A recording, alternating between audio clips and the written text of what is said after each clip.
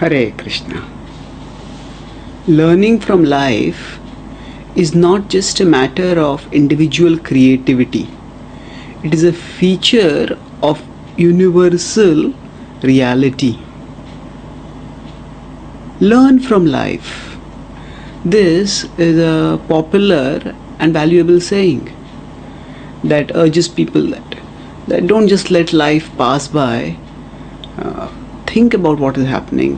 Observe your own life, observe the life of people around you, observe the world at large, and by observing, contemplating, learn from life. So it's a valuable saying, and at the same time it's not a very practical saying for everyone. Some people seem more capable of learning from life than others. For many people, perhaps even for most people, life seems to be just a barrage of problems. Just one chaotic event after another. They all seem either random or disconnected and essentially meaningless. So it raises but sometimes the same events happen, and some people learn a lot from those events and others don't learn anything. So that raises the question, is it that the events that happen in life, are they in themselves meaningful? Are they actually meant to teach us some lesson? Or are they in themselves essentially meaningless? That they are disorderly, chaotic, but some people are creative enough to extract some lessons from them. So Gita wisdom explains that learning from life is a feature of universal reality. That means it's not just a matter of individual creativity, it's ingrained in creation, in the universe, in what happens within that creation. So the Bhagavad Gita 18.61 describes Ishvara sarva bhutanam vriddeshe arjuna tishtati brahmayan sarva bhutani yantrarudhani mayaya. So Ishvara sarva bhutanam, that the Supreme Lord, who is the controller of all living beings, sarva bhutanam vriddeshe arjuna tishtati. O Arjuna, he resides in the heart of all living beings. And what is he doing from there? Brahmayan sarva bhutani. All the living beings are wandering. Brahmayan yantra rudhani mayaya. So this body is a yantra, it's like a machine, and they are wandering on this machine, seated on this machine, and the Supreme Lord who is residing inside is directing the wanderings of all living beings. So now, what does this imply? The Lord is directing. How does he direct? The Bhagavad Gita elsewhere also explains that it is not just the Lord is sitting inside. The Lord is overseeing from outside also, from above.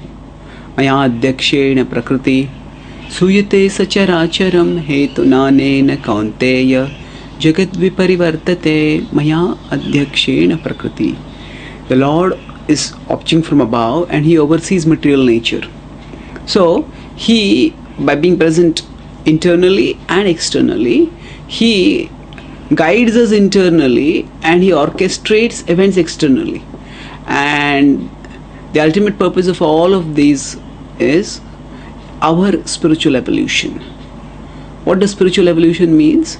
It means the growth of our capacity to love. We initially love our family, then we love our nation, we may love all of humanity, we may love even the animal world, we may love the whole earth. But eventually when we expand our loving capacity fully, then we love that person who is the source of everything. That is Krishna.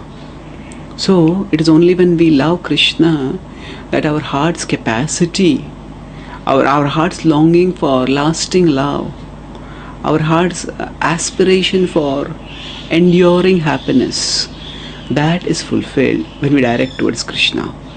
And even when we are living in life, we can learn this lesson that many other things may promise pleasure, but nothing except Krishna will satisfy fully, lastingly.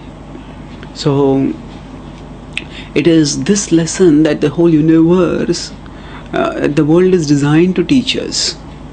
It is meant, so the pleasures and pains of this world are meant to stimulate this realization within us and thereby trigger our spiritual evolution. So the universe is like a university, and in it Krishna is the concerned, compassionate, committed teacher. He's concerned, he cares for us, compassionate. Even when he sees the suffering, he wants to relieve us from the suffering. Committed, he stays right in our heart constantly. And so teachers may give their time during the classroom, and maybe for some students they may give some time after the class. But who will give their entire life for the students? Krishna does that. He is a committed teacher who stays around the clock in our heart to aid us in our learning. And when we choose to direct our love towards Krishna by practicing Bhakti Yoga, then we start becoming purified. And by that purification, we start hearing His voice from within. We start recognizing that it is Krishna who is teaching us some lessons if we just become calm and become attentive, after becoming purified, after calming and cleansing our mind. And then gradually we start learning more and more from life. Now, yes, some people, some of us may be more introspective, more observant, and therefore we may learn more from the events of life. We may be more adept than others in learning. But all of us, whatever be our innate capacity for learning from life, we can expand that by capacity by complementing our innate capacity with Krishna's guidance. And ultimately, we can all learn the life's supreme lesson. The lesson that love for Krishna alone is eternal. Krishna is the supreme reality, and the perfection of our life is in loving Him. And when we learn this lesson, we march straight thereafter towards life and joy eternal. Thank you. Hare Krishna.